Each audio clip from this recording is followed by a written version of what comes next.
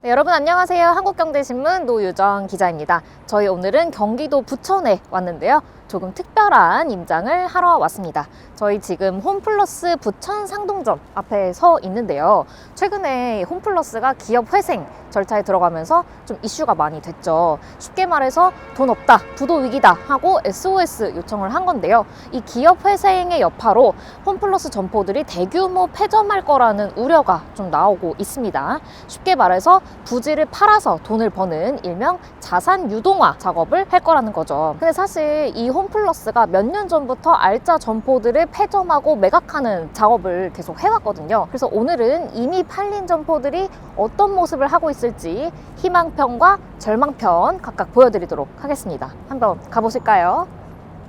정상 영업을 하고 있네요. 맞아요. 근데 이 부천 상동점이 오는 7월에 폐업할 예정이라고 해서 지금 폐업을 앞둔 점포는 어떤 모습인지 한번 보러 와봤거든요. 그래서 지금 보면 1층 내 마트는 정상 영업합니다 라고 돼 있는데, 그렇다는 말은 2층, 3층은 정상 영업을 안 하고 있다는 말이 되겠죠. 오, 근데 매장이 꽤 크네요. 그러니까 여기가 한 2020년까지는 전국 매출 1위를 기록할 정도로 되게 매출이 좋은 매장이었다고 해요. 저희가 지금 부천 중동에 와 있잖아요. 근데 중동이 또 신도시잖아요. 1기 신도시. 지도를 보면은 주변에 아파트가 굉장히 많거든요. 그래서 매출이 좋은 매장이었는데도 폐점을 하게 되는. 폐점한 다음에는 여기가 이제 롯데캐슬 주상복합으로 바뀔 예정이라고는 하더라고요. 정말 다 비어있네요. 아디다스 매장 다 빠진 거 보실 수 있고요. 지금 매장은 다 빠지고 약간 그 마트 들어오면 아울렛 할인 매장 있잖아요. 이제 매대 쌓아놓고 파는 지금 그런 매장이 된 걸로 보여요. 근데 할인 되게 많이 한다. 최대 90% 할인이래. 오, 여기도 지금 다 비었네. 아웃도어 브랜드들 있었는데 다 없어진 모습. 대형 마트든 백화점이든 이제 유통시설에는 자체적으로 파는 뭐 신선식품 마트라든지 이런 부문이 있고, 이런 데처럼 입점하는 매장이 있어요. 그래서 그 입점 매장들을 테넌트라고 우리가 부르거든요. 근데 이 테넌트들이 지금 여기가 폐점을 한다고 하니까, 점포 자체가 폐점을 한다고 하니까 하나둘씩 빠지는 모습인 거죠. 먼저 번 있던 사람들 다 나가버리고 우리는 이제 행사 온 거야. 근데 지금 손님이 좀 있으세요? 없으세요? 사람이 한다는 건데 그게 수답이야. 근데 아까 우리가 외관에서도 봤듯이 대형마트 자체가 층수가 높지가 않아요. 여기만 해도 지금 주차장까지 4층이었잖아.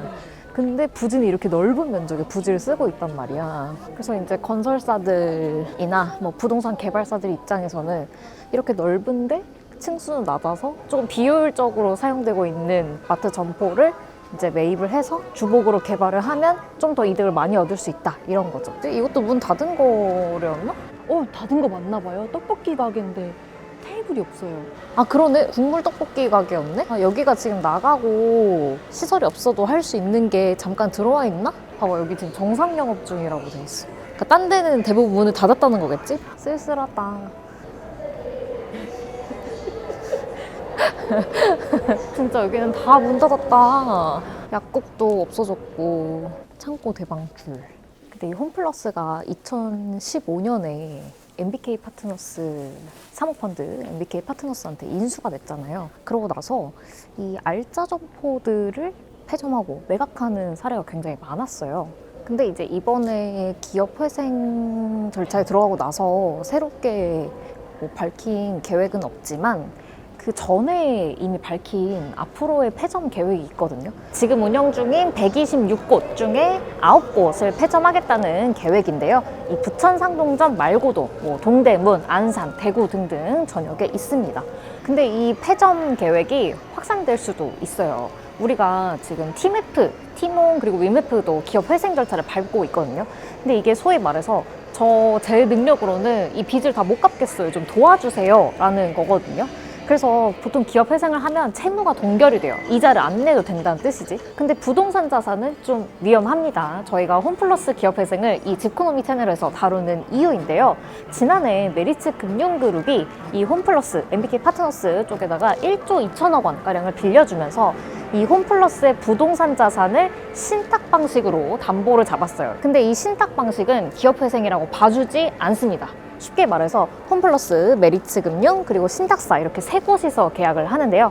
홈플러스가 신탁사에 이 부동산 자산의 소유권을 이전해요. 그리고 신탁사가 메리츠금융한테 당신네가 이 부동산에 대한 권리가 있습니다 라는 수익권 증서를 떼줘요. 그러면 메리츠금융이 그 증서를 받고 홈플러스에 돈을 빌려주는 겁니다. 이러면 홈플러스가 기업회생에 들어가도 이 부동산 자산에 대한 소유권은 신탁사로 넘어가 있기 때문에 해당 사항이 아닐 수 있거든요. 그래서 메리츠금융이 맘만 먹으면 좀 가혹하긴 하지만 이 홈플러스의 부동산 자산을 다 팔아서 빌려준 돈을 받아낼 수 있어요. 근데 모든 대형마트가 그렇지만 홈플러스도 일부 점포는 소유를 하고 있고 일부 점포는 임대 매장이에요. 근데 이 임대 중에서 세일 앤 리즈백이라고 해서 이미 갖고 있던 점포를 판 다음에 거기에 임대로 다시 들어오는 방식도 있거든요. 근데 그 중에서 홈플러스가 소유한 점포, 즉 홈플러스의 부동산 자산만 지금 4조 7천억 원어치라고 하거든요. 근데 메리츠가 물론 그럴 가능성이 낮지만 만약에 이 점포들을 다 판다고 할 수도 있고 뭐 그렇게까지 하지 않아도 일부 점포는 팔아서 좀 빚을 탕감해야 될 수도 있는 상황인 점, 그리고 그럴 경우에 이 점포 부지가 제값을 받지 못할 가능성이 크다는 점도 알아두시면 좋을 것 같아요. 1월 말에 다 빠졌어요. 회생 시청 얘기. 그러니까 그 이후로 방송에서 몇 번 나오니까 손님이 거의 뚝 끊겼어요. 아무리 온라인 유통의 시대라고 해도 쿠팡이나 이런 거를 이용을 못 하시는 분들도 계시잖아요. 특히 중동 이런, 그러니까 1기 신도시 같은 경우는 좀 여기서 오래 사신 분들은 이제 나이를 드신 분들도 많은데 이런 대형 마트가 어떻게 보면 좀 필수적인 편의시설이기도 하거든요. 그냥 단순히 상업시설이 아니라. 근데 이런 거를 다 없애고 주거시설로 만든다는 게 맞는지 모르겠어. 네, 여러분, 저희 지금 홈플러스 부천 상동점에서 2km 정도 떨어진 신중동역, 역 2개의 거리인 신중동역에 왔는데요. 다름 아닌 제 뒤에 있는 이 거대한 건물을 한번 보러 왔습니다. 신중동역 랜드마크 푸르지오시티, 굉장히 길죠? 와, 여기가 홈플러스 자리였다는 거죠. 이 빌딩은 홈플러스 자산개발의 희망편으로 보여드릴 거예요. 여기 이름이 신중동역 랜드마크잖아요. 나는 신중동역에 이 근방에 랜드마크가 되겠다는 굳은 의지를 가진 이 건물의 모양과 층수, 그 홈플러스 부천 상동점에서 그 사라지는 마트가 슬프다고 했는데 이거 보고 나니까 왜 다 없애는지 알 것도 같아. 조금은 이해가 경제적인 가요. 관점에서, 투자의 관점에서 봤을 때는 똑같은 부지를 가지고 마트를 운영하는 거랑 이렇게 높은 건물을 지어서 상가랑 오피스텔 분양을 하는 거랑 뭐가 더 이득이겠어. 특히나 건설사 입장에서는, 시행사 입장에서는. 여기 바로 근처에 부천시청이 있어. 그래서 아마 공무원들 중에서 좀 젊은 분들, 아파트에 사실 만한 자금 여력이 아직은 안 되는 분들은 이런 오피스텔이 좀 좋은 선택지가 아닐까 싶긴 하거든요. 그래서 원래 이 자리에 홈플러스 중동점이 있었는데 이제 대우건설에 팔리면서 2018년에 폐점을 했고요. 이 신중동역 랜드마크 푸르지오시티가 2022년에 준공을 했습니다. 아래층부터 상가, 그 다음에 오피스, 그 위에 오피스텔 가구들이 입주한 형태고요. 49층 규모의 오피스텔만 1,050가구가 입주를 해 있다고 합니다. 용적률이 무려 988%, 거의 1000%에 가깝습니다. 그러니까 용적률 1000%면 이런 건물이 지어지는 거야. 지금 보시면 이렇게 높은 건물이지만 2016년 정도로 해보시면 이렇게 홈플러스가 있었던 광경을 사진으로는 확인하실 수 있습니다. 상가가 엄청 많네. 101호부터 163호까지 있는데 20층부터 49층까지가 오피스텔이고 지하철 연결통, 여기가 신중동역이랑 연결이 돼 있다고 하더라고요. 오피스텔인데 도서관도 있고 옥상 정원도 있어요. 여기가 지금 보시면 두 동으로 이루어져 있거든요. 그래서 이 두 동이 지금 여기서 연결이 되는 것 같아요. 오, 잘 돼 있는데요? 좋은데요? 아니, 아파트가 작아 보이는 이런 현상. 오피스텔인데 애기들 놀이터도 있어요. 같은데요? 거의 아파트처럼 진짜 조경도 해놓고 새들 찾아오라고 나무 그거 해놓은 건가 봐, 집. 헐. 새집. 감동이에요. 그런데 여기도 지금 딱따구리 집 같은 거. 새까지 배려하다니. T는 이해 못하는 감동까지? 뷰가 진짜 뻥 뚫렸다. 시설이 잘 돼 있어서 그런지 주상복합을 대우건설이 짓고 나서 분양을 할 때 굉장히 흥행을 했어요. 여기가 이제 2022년 준공인데 코로나가 터지고 나서 2020년, 2021년은 부동산 굉장히 상승장이었잖아요. 근데 그때 이제 분양을 하니까 당시 분양 경쟁률이 이 오피스텔 기준으로 한 1,400대 1도 넘었다고 해요. 그러니까 엄청났던 거지. 네. 그리고 상가, 요 밑에 있는 상가도 이제 분양 경쟁률이 20대 1 정도는 됐다고 합니다. 근데 이 아파트 주민들은 특히 여기 사시는 분들은 좀 안 좋으실 수도 있을 것 같아. 그래서 이렇게 중간에 벽을 해놨나 봐. 와, 이렇게 봐도 높다, 참. 근데 이 자리에 있었던 홈플러스 중동점이 굉장히 유명한 점포긴 해요. 피디님 혹시 까르푸 알아요? 저 까르푸 알아요. 알아요? 어떻게 네. 알지? 프랑스의 할인점인데 한국에 들어왔었다가 철수를 했었잖아요. 근데 이 까르푸의 1호점이 바로 여기 홈플러스 중동점이었어요. 까르푸가 철수를 하고 뭐 이런저런 우여곡절을 거치다가 홈플러스에 편입이 된 다음에 2018년에 역사 속으로 사라진 거죠. 1층 상가에도 임대가 굉장히 많거든요. 공실이 너무 많아요. 지금 저희가 역 출구 바로 앞인데도 지금 임대가 거의 연속으로 한 3곳 정도가 공실이거든요. 제가 아까 상가 경쟁률이 20대 1 정도 됐다고 말씀을 드렸잖아요.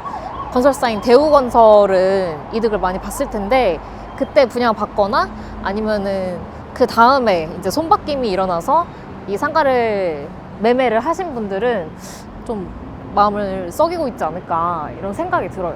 그럼 2층, 3층은 더 심할 것 같은데? 맞은편에 약국, 편의점 이런 게 굉장히 많거든요? 맞은편에 지금 보니까 상가가 쫙 늘어서 있어서 여긴 진짜 거의 비었는데? 렌트프리가 상가 임대료를 일정 기간 안 받겠다는 그만큼 지금 공실 상황이 심각하니까 초반 1년이든 뭐 2년이든 이 상가 임대료를 안 받는 걸 감수하더라도 공실을 채워야 된다는 거지. 상업용 부동산이 요즘 특히 안 좋은 시기이기도 하잖아요. 문을 연대를 찾아보기가 힘들어요. 3, 8, 12. 아니 지금 저희가 이쪽 한쪽을 쭉 돌았는데 이 중에서 아예 입점한 데가 2군데밖에 없어. 나머지는 다 공실.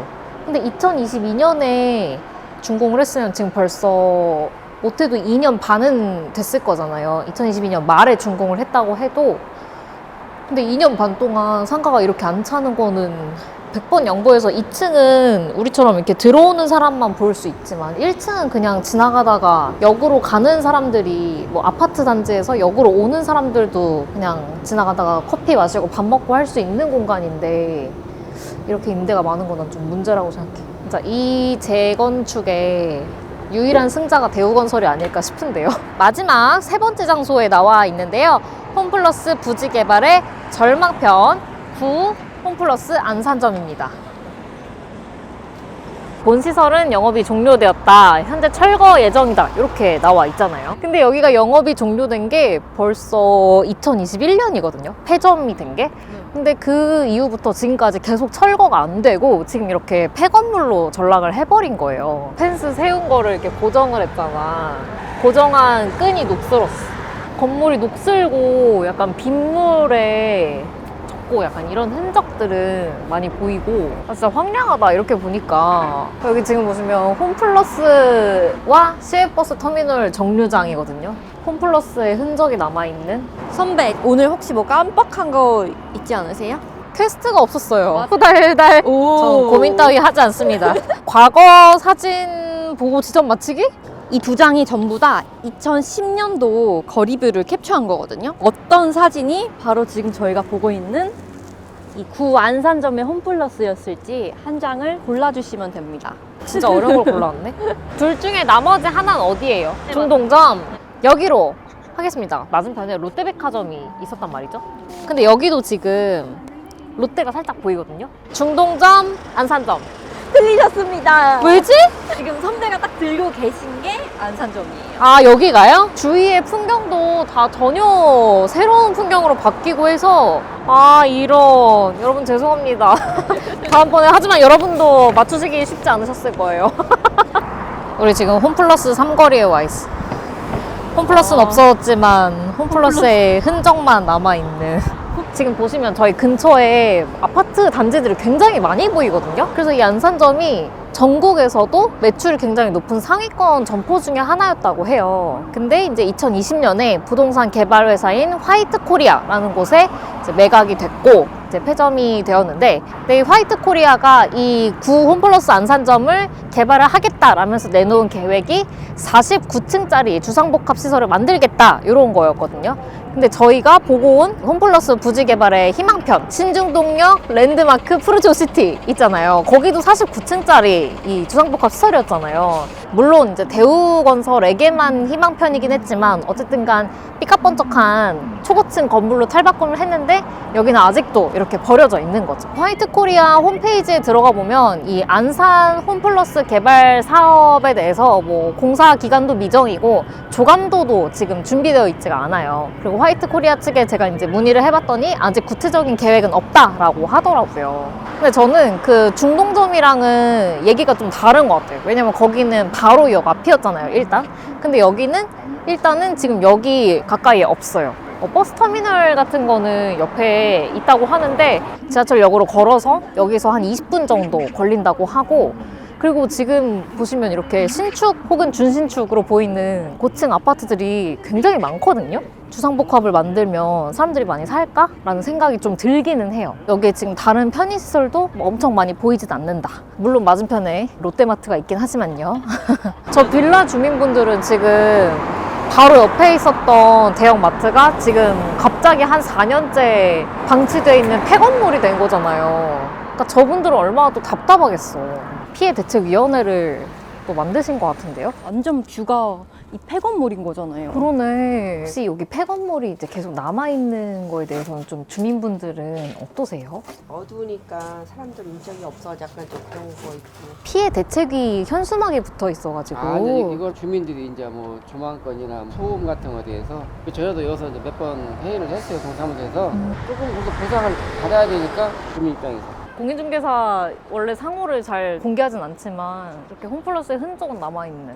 어떠셨어요? 없어진다는 소식을 들으셨을 때. 많이 안 좋죠. 유동인구가 없어서 우리 상가도 사실 굉장히 힘들었고 점포가 3개나 1년여 넘게 비어 있다가 주민들도 많이 불편해하고, 화이트 코리아는 이거를 성공적으로 하더라도 큰 재미가 있는 것 같진 않아요. 여기 지금 49층 주복이 들어오면 네. 수요가 많을지. 관심이 있는 사람들이 좀 있어요. 뭐 너무너무 부정적인 것 같지는 않은데 워낙 안산에서는 위치는 좋아요, 여기가. 아저씨 홈플러스 언제 받았어요? 몇 년 됐어요? 네, 저희 오늘 일찍이 문을 닫은 홈플러스 점포들의 희망편과 절망편 함께 보셨는데요. 지금 홈플러스의 기업회생으로 전국의 많은 홈플러스 점포들이 이 사모펀드 MBK 파트너스의 손에 운명을 맡기게 됐죠. 이 점포들의 운명 과연 어떻게 될까요? 댓글로 의견 남겨주세요. 그럼 안녕!